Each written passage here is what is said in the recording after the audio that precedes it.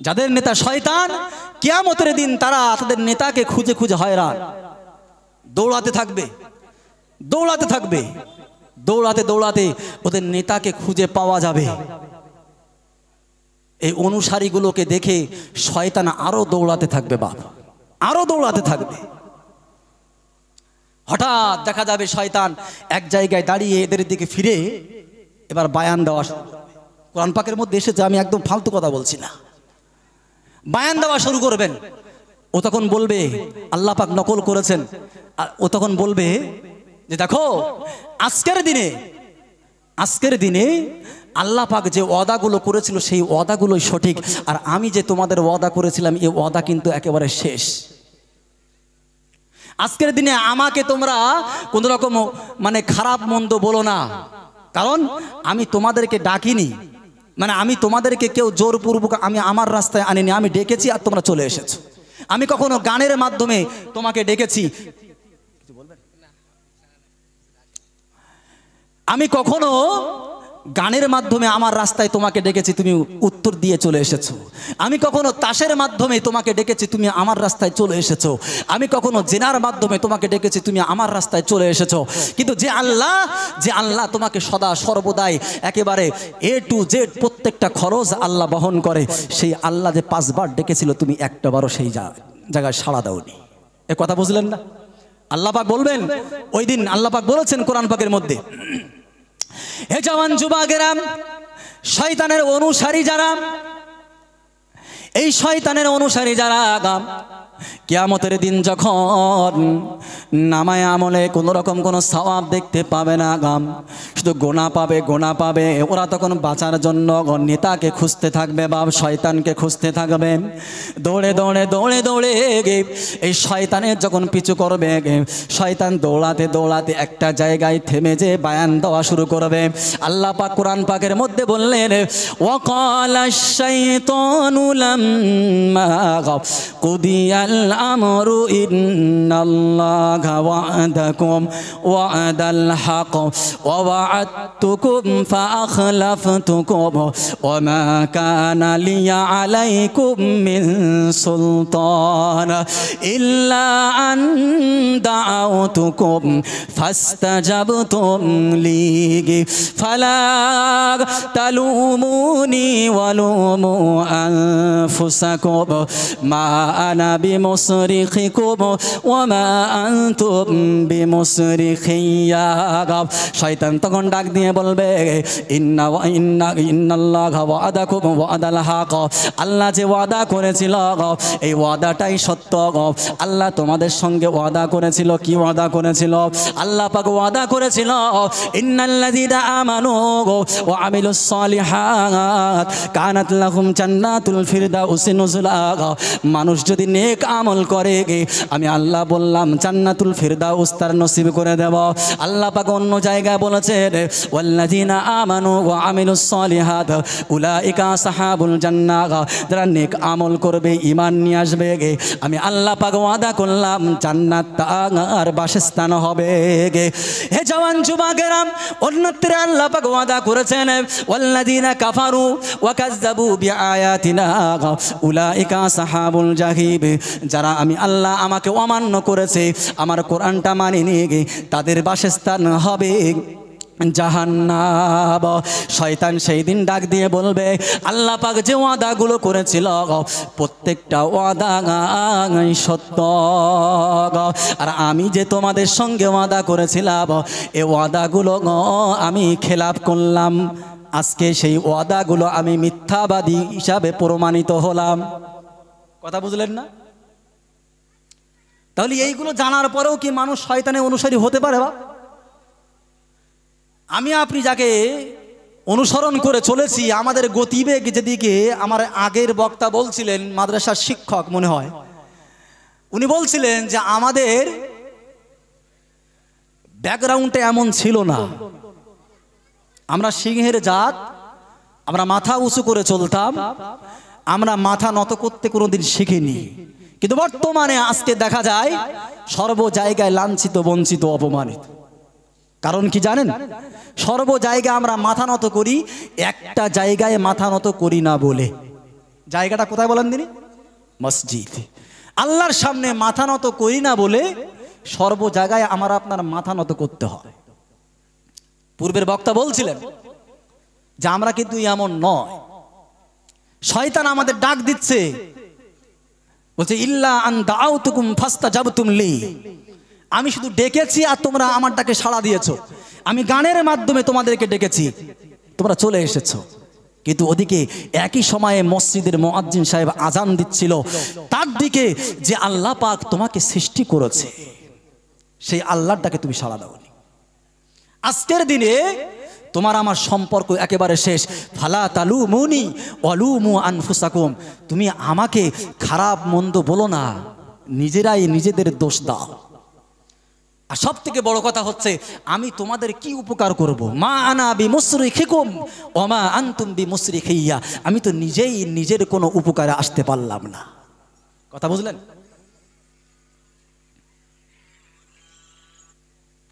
হ্যাঁ বলেন ভাই।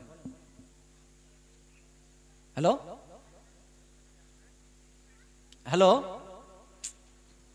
কমিটি ভাই কথা ফোন করছে, কি জন্য ফোন করে দেখেন। যে কথা বলছিলাম, শয়তান শয়তান শয়তান তখন ও স্যালেন্ডার হবে। কথা বুঝলেন? শয়তান তখন স্যালেন্ডার হবে। শয়তান আমাদের একেবারে আদি শত্রু, কিন্তু জানেন তো? জানেন না? আল্লাহ পাক রব্বুল আলামিন যখন এই মনুষ্য জাতিকে সৃষ্টি করার মানে ইচ্ছা করলেন, তো সৃষ্টি করার আগে ফারিস্তাদের সঙ্গে নিজের মতামতটা শেয়ার করলেন। কোনো রকম কোনো ফারিস্তাদের কাছ থেকে কিন্তু অনুমতি নেওয়া নয়, পারমিশন নেওয়া নয়। তার কারণ আল্লাহ পাক কোনো কিছু করতে চাইলে পারমিশন লাগে, বাপ লাগে। আল্লাহ পাক বললেন যে ইন্নামা আমরুহু ইজা আরাদা শাইয়ান আইয়াকুলা লাহু কুন ফায়াকুন, কারোর পারমিশন লাগে না। আল্লাহ বলছেন আমি যদি কোনো কিছু সৃষ্টি করতে চাই শুধু এতটুকু বলি কুন, অর্থাৎ হয়ে যাও, ফায়াকুন, সঙ্গে সঙ্গে সেটা হয়ে যায়। তাই আল্লাহ পাক নিজের ইচ্ছাটা ফারিস্তাদের সামনে শেয়ার করলেন। ফারিস্তারা কিন্তু আমাদের এই মনুষ্য জাতি সৃষ্টি করার পক্ষে ছিল না। ছিল বাপ? ছিল না। সেদিন যখন আল্লাহ পাক তারপরেও এই মনুষ্য জাতিকে সৃষ্টি করলেন, নবী আদমকে সৃষ্টি করলেন, সৃষ্টি করার পরে আল্লাহ পাক নবী আদমের শ্রেষ্ঠত্ব প্রমাণিত করলেন ইলমের দ্বারায়। কয়েকটা জিনিসের নাম শিখিয়ে দিয়েছিলেন, আপনারা শুনেছেন, এই ঘটনা আমি বলছি না। হযরত আদম আলাইহিস সালামের শ্রেষ্ঠত্বটা প্রমাণিত করলেন যে ওনার মধ্যে ইলম আছে, শিক্ষা আছে। এই শিক্ষাকে কেন্দ্র করে আল্লাহ পাক তার সম্মান বাড়িয়ে দিলেন। বাড়িয়ে দেওয়ার পরে আল্লাহ পাক একটা হুকুম দিয়েছিলেন, হুকুম উসজুদু লি আদম, সেজদা করো আদমকে। সবাই সেজদা করেছিল, সেজদা একজন করেনি, নামটা কে বলেন দিনি? বড় হুজুর ইবলিস, তাই তো? এই ইবলিস যখন সেজদা করেনি, আল্লাহ পাক ওকে জিজ্ঞাসা করেছিল মা মানা আকা আল্লাহ তাসজুদা ইজা আমারতুক, তোমাকে আমি আল্লাহ হুকুম দেওয়ার পরে, আদমকে সেজদা করার হুকুম দেওয়ার পরে তোমাকে কে বাধা দিয়েছিল বলো? ও তখন যুক্তি দেখিয়েছিল, আনা খায়রুম মিন খলাকতানি মিন নার ও খলাকতাহু মিন তিন। ও তখন বলছে যে আল্লাহ, আমি ওই মাটির তৈরি, আদমের থেকে উত্তম, তার কারণ আমি আগুনের তৈরি আর ও মাটির তৈরি। আপনারা শুনেছেন। যুক্তি দেখানো কাজ কার বলেন? একটু বলেন, উত্তর দেন। শয়তানের।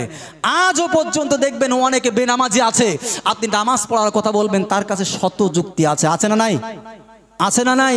যারা নামাজি তাদের বিরুদ্ধে কত রকমের যুক্তি সম্মুখীন, মানে যুক্তি আর কি পরিবেশন করতে পারে, যুক্তি কতটা খাড়া করতে পারে ওরা জানে। নামাজ পড়ে কি হবে, এতটা লম্বা দাড়ি রেখেছে, তারপর দেখো আল ঠেলা বন্ধ হয়নি, এ বলে কি বলেন? আরে নামাজটা তো সে পড়ে, তুই তো নামাজটাও পড়িস না, নাকি বলেন? আরে নামাজ পড়া আলাদা কাজ, আল ঠেলা আলাদা কাজ, ঠিক না ভুল? একটা গুনাহ আর একটা নেক কাজ, তাই তো? একটা গুনার কাজ, একটা সওয়াবের কাজ, ঠিক না ভুল?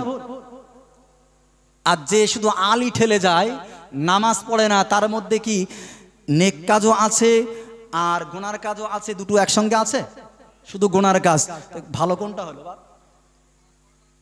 আমি জানি আপনাদের ব্রেনে আরো প্রশ্ন আছে।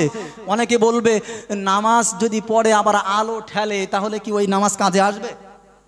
অনেকে বলবে। আমি এই প্রশ্নের উত্তর এখন দেব না, এসবগুলো বিতর্কমূলক কথাবার্তা।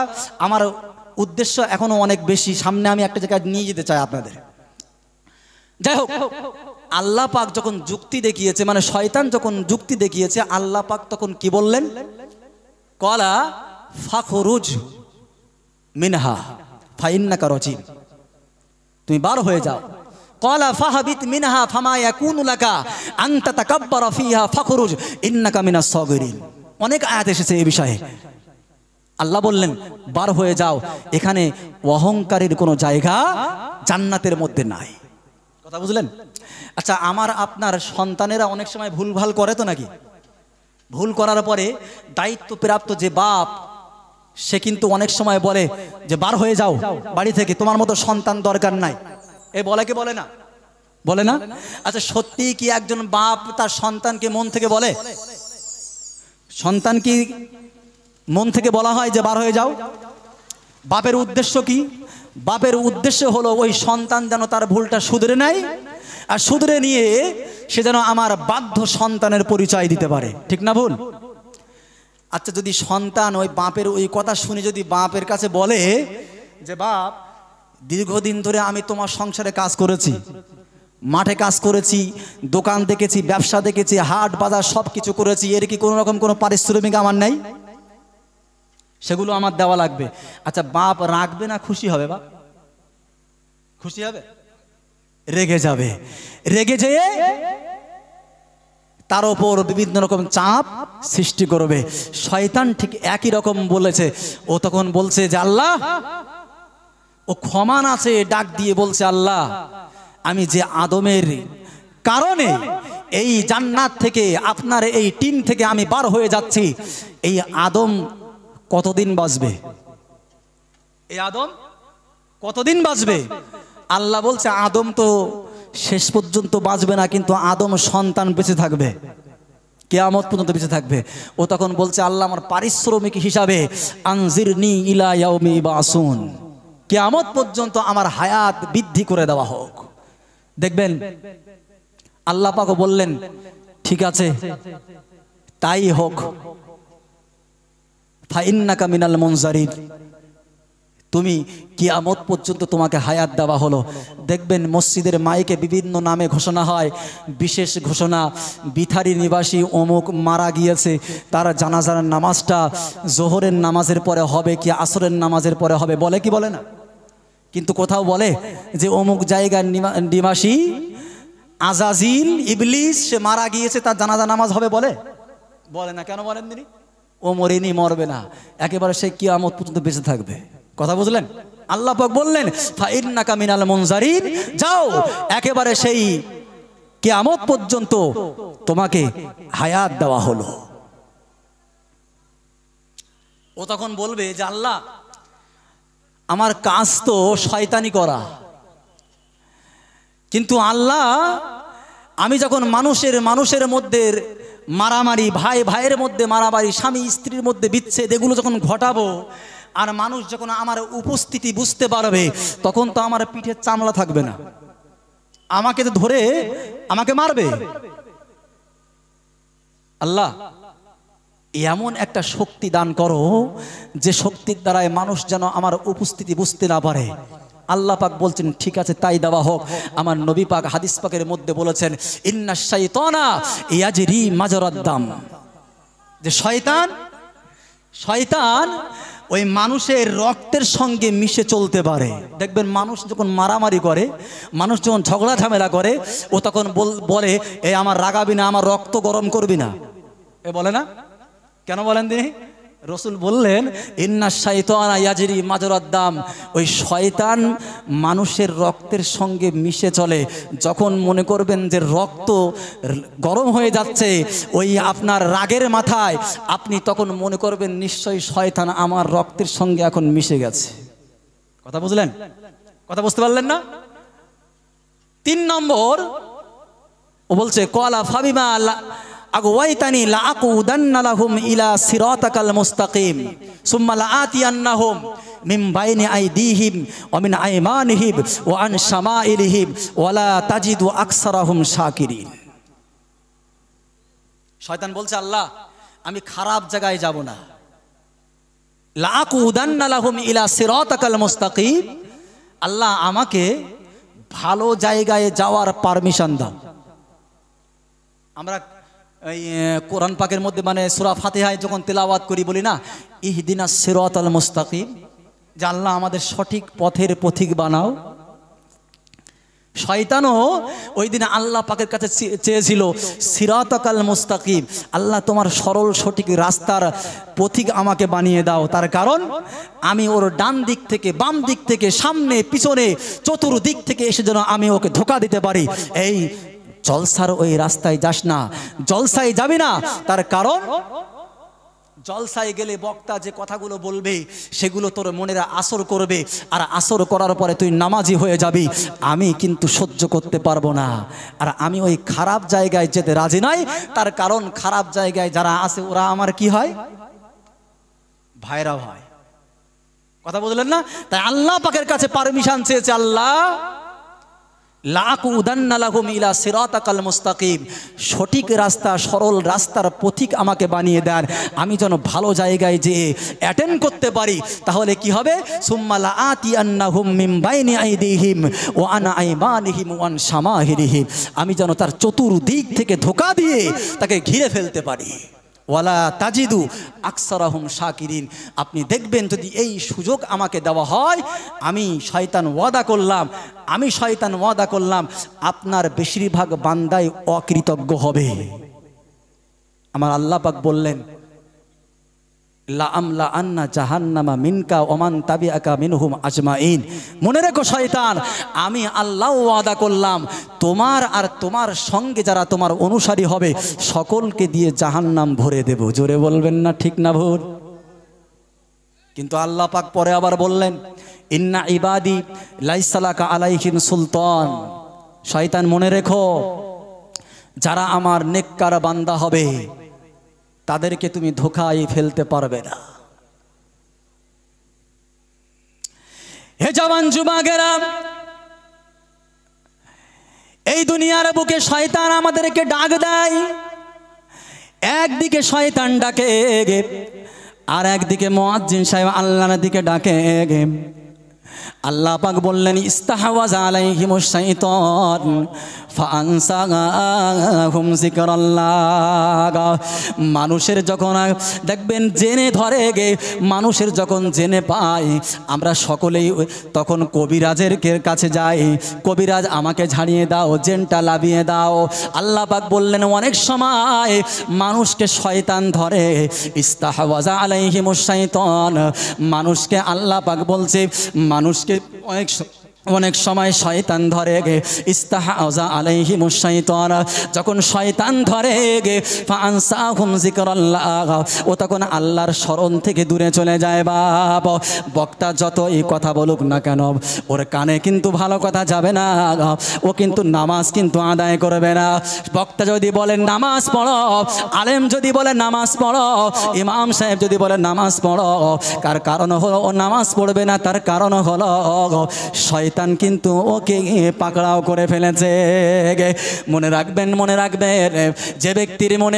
যে ব্যক্তির সামনে এই কোরআন হাদিসের আলাপ আলোচনা হয়, নামাজের কথা শোনার পরে নামাজ পড়তে মন লাগে না, মনে করবেন ওকে কিন্তু শয়তান ধরেছে। আল্লাহ বললেন, ফাআনসাহুম যিকরাল্লাহ, আমি আল্লাহ জানিয়ে দিলাম ওই বান্দাকে শয়তান পাকড়াও করেছে বলে ও কিন্তু আমার জিকির, আমার শরণ, আমার ইবাদত বান্দিগি, আমার হুকুম আহকাম কিন্তু মানতে চায় না। আমি আল্লাহ বলে দিলাম, উলাইকা হিজবুশ শাইতান আলা ইন্না হিজবাশ শাইতানি হুমুল খাসিরুন, ওরাই কিন্তু শয়তানের দল, আর ওরাই কিন্তু সব থেকে ক্ষতিগ্রস্ত হবে। এ জওয়ান যুবকেরা, যে কথা বলছিলাম, ওই শয়তান তখন ডাক দিয়ে বলবে, কিয়ামতের দিবসে পাশে ডাক দিয়ে বলবে, একদিকে মুয়াজ্জিন সাহেব নামাজে তোমাদেরকে ডেকেছিলাম, নামাজে তোমরা সাড়া দাওনি, আর একদিকে আমি তোমার গানের মাধ্যমে আমার দিকে ডেকেছিলাম, তুমি আমার দিকে চলে এসেছিলে, আমি তোমার দিকে আমার দিকে ডেকেছিলাম, নামাজ পড়ো না, তুমি নামাজ না পড়ে আমার দিকে চলে এসেছিলে। তাস খেলার দিকে ডেকেছিলাম, তাস খেলায় তুমি অ্যাটেন্ড করেছিলে, কিন্তু আল্লাহ পাক যে তোমাকে রুজি দেয়, আল্লাহ পাক যে তোমাকে অক্সিজেন দেয়, আল্লাহ পাক যে তোমাকে সমস্ত রোগ শোক বালা মুসিবত থেকে হেফাজত করে, সেই আল্লাহ পাক পাঁচবার তোমাকে তোমার আল্লাহর দিকে ডাকে, তারপরেও কিন্তু তুমি আল্লাহর ডাকে সাড়া দাওনি। হে জওয়ান যুবকেরা, হে আমার মুরব্বিয়ানেরা, মানুষ এবার নামায় আমলটা পাওয়ার পরে যারা জান্নাতি তারা জান্নাতে চলে যাবে, জাহান্নামীরা জাহান্নামায় চলে যাবে। বাবা, জান্নাতীরা জান্নাতে চলে যাওয়ার পর জাহান্নামীরা জাহান্নামে চলে যাওয়ার পর একে অপরে জান্নাতীরা জাহান্নামীদেরকে দেখতে পাবে, আর জাহান্নামীরা জান্নাতীদেরকে দেখতে পাবে। একে অপরকে দেখার সুযোগ করে দেওয়া হবে। জান্নাতীরা জাহান্নামীদেরকে দেখবে, আর এদিকে জাহান্নামীরা জান্নাতীদেরকে দেখতে পাবে। বাপ, এ জওয়ান যুবকেরা, একটু আগে বলছিলাম হাসরের ময়দানে কেউ কারোর পরিচয় দেবে না। কেউ জান্নাতীরা জান্নাতে যাওয়ার পরে জান্নাতে খুঁজতে থাকবে, আমার আব্বা কোথায় গেল, আমার মা কোথায় গেল, আমার স্ত্রী কোথায় গেল, একে অপরের খোঁজ শুরু করে দেবে। বাপ, কিন্তু মনে রাখুন একে অপরের খোঁজ যখন শুরু হবে, ওই জান্নাতে কি সবাইকে একসঙ্গে পাওয়া যাবে কি নাকি? পাওয়া যাবে। আমার বাপ যদি জান্নাতি হয়, আমি হয়তো জান্নাতি নাও হতে পারি, ঠিক না ভুল? হে জওয়ান যুবকেরা, তাই জান্নাতীরা ওই জাহান্নামীদের যখন দেখতে পাবে, আর জাহান্নামীরা যখন জান্নাতীদেরকে দেখতে পাবে, ওই জান্নাতীরা তখন জাহান্নামীদেরকে লক্ষ্য করে বলবে, ফি জান্নাতি ইয়াতাসাআলুনা আনিল মুজরিমিনা মা সালাকাকুম ফি সাকার। হে জাহান্নামীরা, বলো বলো বলো বলো, একসাথে দুনিয়ার বুকে ঘোরাফেরা করতাম, একসাথে দুনিয়ার বুকে চলাচল করতাম, কি ব্যাপার কি ব্যাপার কি ব্যাপার, একই সঙ্গে খেলাধুলা করেছি, একই সঙ্গে একই সঙ্গে মসজিদে আজান দেওয়ার পরে আমি নামাজ পড়তে গেছি, তুমি হয়তো বাজারে চলে গিয়েছ, বলা বলা বলা, আজকের দিনে তুমি কেন জাহান্নামে গেলে?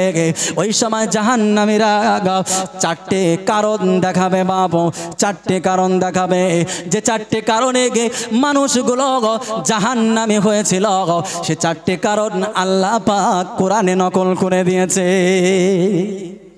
চারটে কারণ কি বলবো? জি, চারটে কারণ বলবো। চারটে কারণ যদি আমার আপনার মধ্যে থাকে, তাহলে আমরাও ইনশাল্লাহ পরিবর্তন করবো তো নাকি? সকলেই বলিনি, কিন্তু এ কষ্ট হচ্ছে বাপ। জাহান্নামীদের কাছে জিজ্ঞাসা করা হলো, মা সালাকাকুম ফি সাকার, তোমরা জাহান্নামী কেন হলে? জাহান্নামীরা ওই জাহান্নামের যাওয়ার চারটি কারণ বলবে।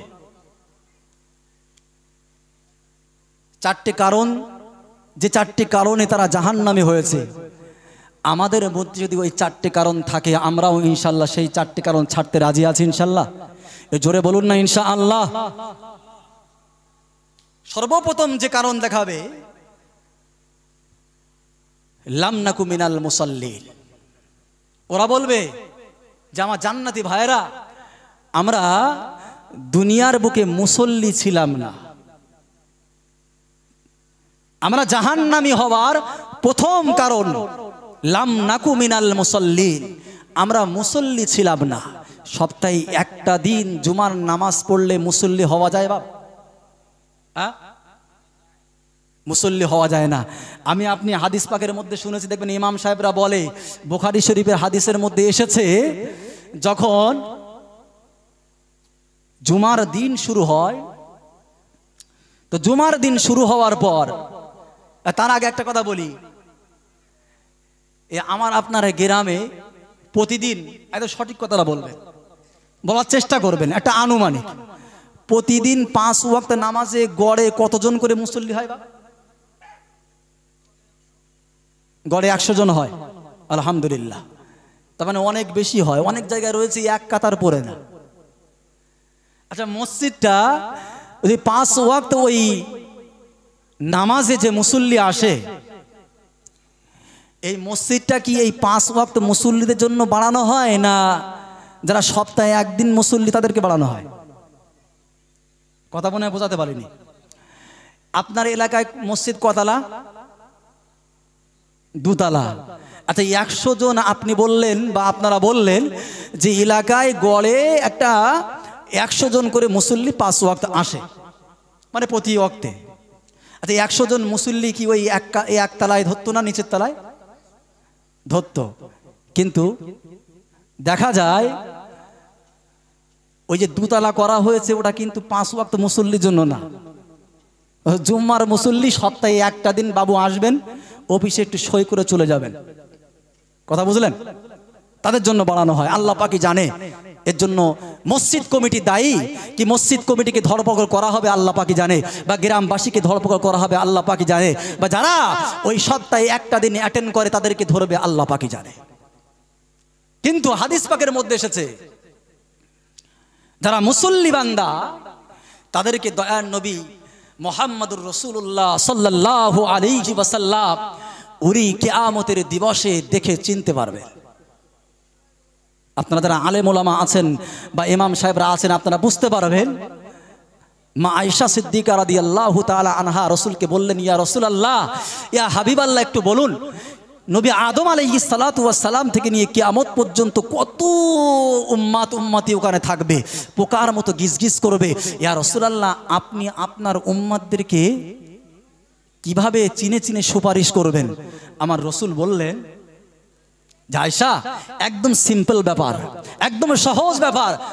রাসূল বললেন যে আমার যারা উম্মত হবে তাদের ওই 5 ওয়াক্ত নামাজ পড়ার কারণে অজুর যে স্থানগুলো, অজুর যে অঙ্গগুলো একেবারে নূরের মতো জ্বলজ্বল করবে। লাম নাকু বিনাল মুসাল্লিন, আল্লাহ বললেন যারা জাহান্নামে যাবে তারা ছিল মুসল্লি না। আচ্ছা, সপ্তাহে একটা দিন নামাজ পড়লে কেউ মুসল্লি হয়? বা মুসল্লি হয় না। রসুল বললেন যারা মুসল্লি বান্দা তাদেরকে আমি রসুলুল্লাহ দেখে চিনতে পারবো। এবার বলেন, রসুলের সুপারিশ কি আমি আপনি পাবো যারা সপ্তাহে একটা দিনে অ্যাটেন্ড করি? যে পাবো না। তার কারণ রসুল আমাদের দেখে চিনতে পারবেন না। এটা হাদিস, হাদিস রসুলের হাদিস মিথ্যা হয় না। উনি ছিলেন সাদিকুল মাসদুক। যত সত্যবাদী দুনিয়ার বুকে এসেছে সব থেকে বড় সত্যবাদী হচ্ছে আমার আপনার নবী, দয়ার নবী মুহাম্মদুর রাসূলুল্লাহ। উনি মিথ্যা কথা বলেন না। কিয়ামতের দিন যারা এক ওয়াক্তে নামাজ পড়ে মুসল্লি সাজছেন, বাপ কোন রকম কোনো গ্যারান্টি নেই। একটা হাদিস এসেছে পরপর 3 জুম্মা নাকি কাজা করলে সে নাকি কাফের হয়ে যায়। যার ভয়ে মানুষ ওই প্রতি জুম্মার দিনে আসে, জুমার দিনেই মনে হয় আল্লাহ পাক ওদেরকে খেতে দেয়। কথা বুঝলেন? নামাজ পড়তে হবে। লাম নাকু মিনাল মুসাল্লির 4টে কারণে একটা কারণ আমরা মুসল্লি ছিলাম না। হযরতে ওমর রাদিয়াল্লাহু তাআলা আনহু জামানা একটা ছোট্ট কথা বলি বাপ। এর আগে আপনারা হয়তো আমার ইউটিউবে বা এখান থেকে যারা অনেক জায়গায় জলসা শুনেছেন তারা হয়তো শুনেছেন। এ কথা আমি প্রায় জায়গায় বলে থাকি শুধুমাত্র নামাজই বাড়ানোর জন্য। সেটা কি? হযরত ওমর রাদিয়াল্লাহু তাআলা আনহুর জামানায় একজন বুড়ি মা জাইতুনের তেল কিনেছেন। জাইতুনের তেল কিনে যখন বাড়ি যাচ্ছেন দোকান থেকে, তো যেতে যেতে ওই তেলটা মাটিতে পড়ে গেল। মাটিতে পড়ে যাওয়ার পরে তরল পদার্থ শুকনো মাটি কি করবে? গ্রাস করবে তো নাকি? গিলে নেবে না? গিলে নিয়েছে। বুড়িমা উনি তখন দৌড়ে যে হযরত উমারের দরবারে হাজির। হে উমার, হে উমার, আপনার বাদশাহিত্বের জমানায়, খেলাফতিত্বের জমানায় মাটির এত বড় সাহস যে আমি বুড়িমা না খেয়ে না দিয়ে কিছু টাকা পয়সা একত্রিত করে কিছু জাইতুনের তেল কিনেছি, আর সেই তেলটা মাটির এত বড় সাহস মাটি গিলে নিল। হযরত উমার বলছে যে বুড়িমা তো কি করবো? বলছে যে তেল গিলে নিয়েছে ওই তেল আমাকে ফেরত দেওয়া লাগবে। এটা কি সম্ভব? হযরত উমার বলছেন বুড়িমা, এই যে তেল গিলে নিয়েছে, ওই তেল তো দেওয়া সম্ভব না। তবে একটা কাজ আমি করতে পারি, আপনি গরিব মানুষ, বাইতুল মাল থেকে কিছু টাকা পয়সা দিয়ে দিচ্ছে, আপনি দোকান থেকে কিছু কিনে নিয়ে চলে যান, যাওয়ার পরে আপনি রান্না বান্না করবেন, খাবেন, মাখবেন। বুড়িমা বলছে না, যে তেল পড়ে গেছে ওই তেল আমাকে দেওয়া লাগবে। হে জওয়ান যুবকেরা, ওই বুড়িমা তখন যখন বারে বারে হযরতে ওমর রাদিয়াল্লাহু তাআলা আনহুকে বললেন, হযরতে ওমর একটা চামড়ার টুকরা কি যেন একটা লিখলেন, লেখার পরে ওই হযরতে ওমর বললেন, যাও যাও বুড়িমা, এই যে তেল যেই জায়গায় পড়েছে মা, ওই তেল যেখানে পড়েছে, ওই তেলের যেখানে পড়েছে ওই জায়গায় চামড়ার টুকরাটা রেখে দাও। বুড়িমা যখন চামড়ার টুকরাটা যে জায়গায় তেল পড়েছিল বাপ, ওই জায়গায় যখন রেখে দিল, দেখা গেল সাথে সাথে ওই গিলে নেওয়া তেল মাটি আবার উগরে দিয়েছে। হে জওয়ান যুবকেরা, এবার লক্ষণীয় বিষয় হলো হযরতে উমর রাদিয়াল্লাহু তাআলা আনহু ওই চামড়ার টুকরার মধ্যে কি লিখেছিলেন বাবা? হযরতে উমর রাদিয়াল্লাহু তাআলা আনহু ওই চামড়ার টুকরার মধ্যে লিখেছিলেন, দাফিনতু আলাইকা গায়রা মুসাল্লির। হে পৃথিবীর মাটি, মনে রাখো, আজকের এই বুড়িমার গিলে নেওয়া তেল যদি তুমি ফেরত না দাও, আমি উমর ওয়াদা করলাম, আমি উমর তোমার সাথে ওয়াদা করলাম, তুমি যদি আজকে বুড়িমার তেলটা ফেরত না দাও, আমি উমর বললাম, দাফিনতু আলাইকা গায়রা মুসাল্লির, তোমার বুকে আমি উমর দায়িত্ব করে একটা বেনামাজির কবর দিয়ে দেব। কথা বুঝলেন? হযরত উমর বলেছেন, দাফিনতু আলাইকা গায়রা মুসাল্লিন, যদি এই তেল ফেরত না দাও, আমি উমর ওয়াদা করলাম তোমার বুকে একজন বেনামাজির কবর দিয়ে দেব। মাটি গিলে নেওয়া তেল উগরে দিতে রাজি, কিন্তু বেনামাজির কবর মাটি চায় না যে আমার বুকে হোক। তার কারণ, যেদিন থেকে বেনামাজি মরবে সেই দিন থেকে বাটন শুরু আর একেবারে জাহান্নাম পর্যন্ত। তার কারণ, বেনামাজিরা কি জান্নাতে যাবে বাপ? তার কারণ, জাহান্নামে যাবার যে চারটে মূল কারণ, তার মধ্যে 1 নম্বর কারণ কোরআন বলছে, লাম নাকু মিনাল মুসাল্লিন, আমরা মুসল্লি ছিলাম না। এ রোগা আছে না নাই বাবা আমাদের মধ্যে? শুধরাবেন নাকি? শুধরে নেবো ইনশাআল্লাহ নাকি? তারপরে 2 নম্বর কারণ যেটা হলো, ওয়ালাম নাকু নুতইমুল মিসকিন, আমরা মিসকিনদেরকে খেতে দিতাম না, গরিব মানুষদেরকে খেতে দিতাম না। দেখবেন পাড়ায় বিভিন্ন রকম শাদি দেখা যায়, বিভিন্ন রকমভাবে শাদি দেখা যায় বাপ। খানা শাদি বলেন, কলমা খানি বলেন, আর যে শাদি বলেন না কেন, দেখবেন এই খানা শাদি বলেন আর যে শাদি বলেন, আমার আপনার সমাজে কিছু বঞ্চিত মানুষ রয়েছে, যাদের পোশাক পরিচ্ছদ ভালো না, যাদের দেখবেন আয় রোজগার ভালো না হওয়ার কারণে, কম হওয়ার কারণে পরিষ্কার পরিচ্ছন্নতা বোঝে না। এ জওয়ান যুবকেরা, তাদেরকে আমরা অ্যাভয়েড করে চলি বাবা, তাদেরকে আমরা দাওয়াত দিতে চাই না। যে আমার মেয়ের বিয়ে, আমার ছেলের বিয়ে, তাকে যদি আমরা দাওয়াত দিয়ে নিমন্ত্রণ জানাই, ইনভাইট করি, প্রেজেন্টেশন পাওয়া যাবে না, যারই কারণে কিন্তু ওই গরিব মিসকিনদের অনেকেই দাওয়াত দেয় না। ঠিক না ভুল?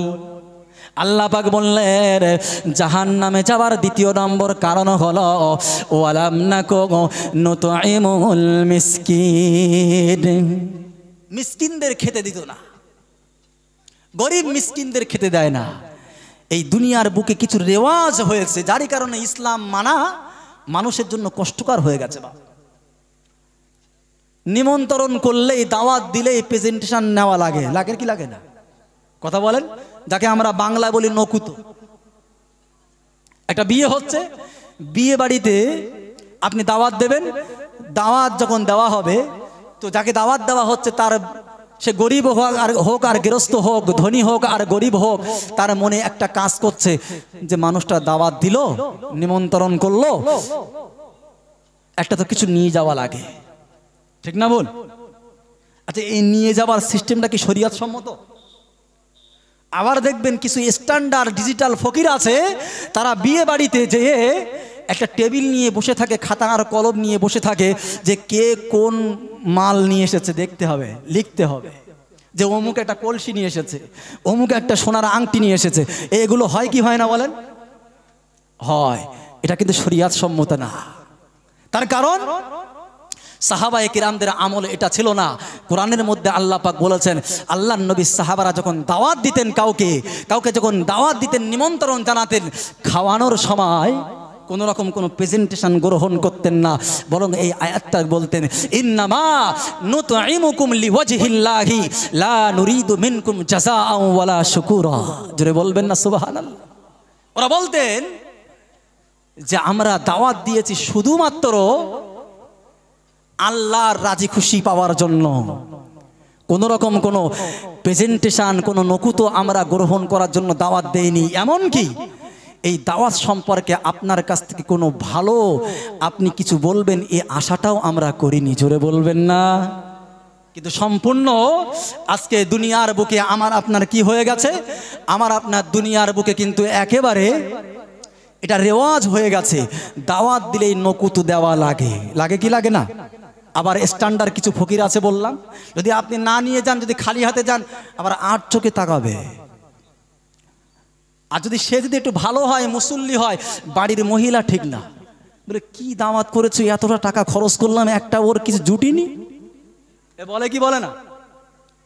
একটা প্রেজেন্টেশনের কথা আমার আপনার হাবিব বলেছেন, বলবো কি?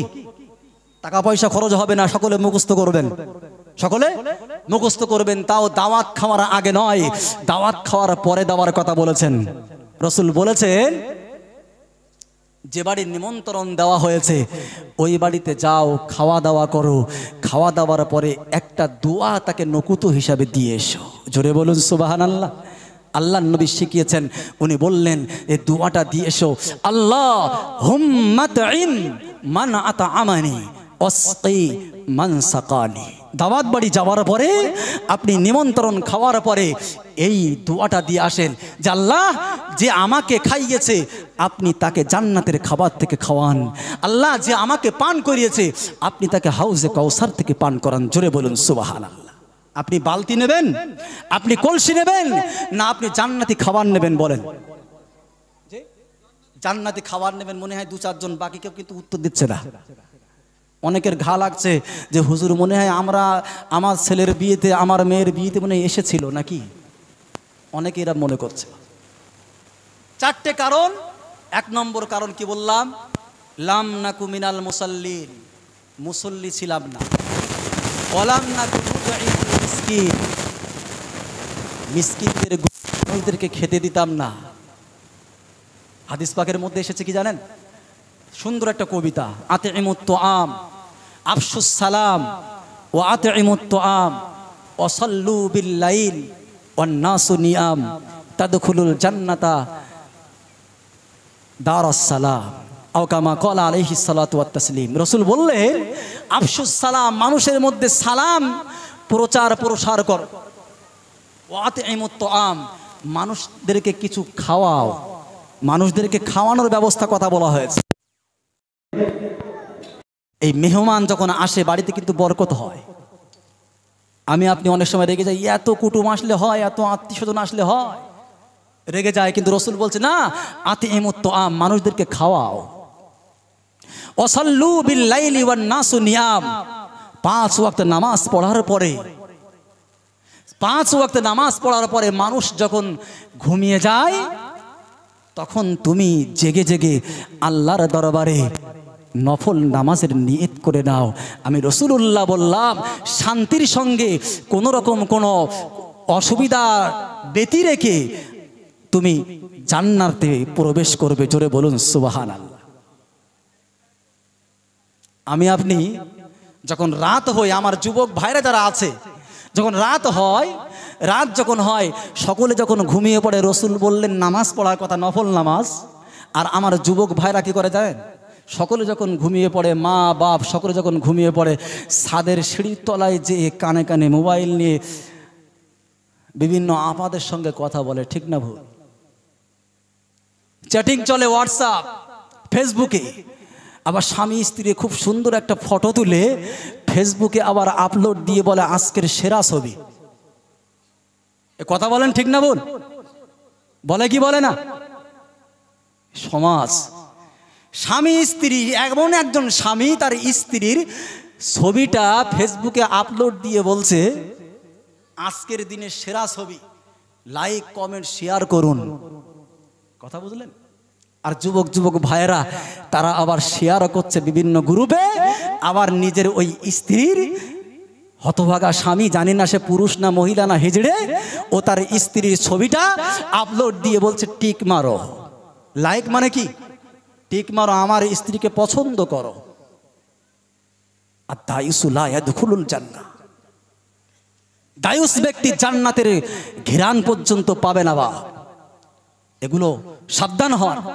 আবার ফেসবুকে এমনও শোনা যায় ক্যামেরাম্যান ফোকাস করো।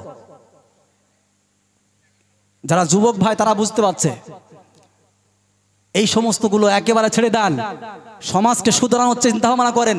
বিশেষ করে আমার মা বোনদেরকে বলবো, যারা এখানে গার্জিয়ান আছেন, পুকুরে গোসল করানোটা একেবারে বন্ধ করে দেন।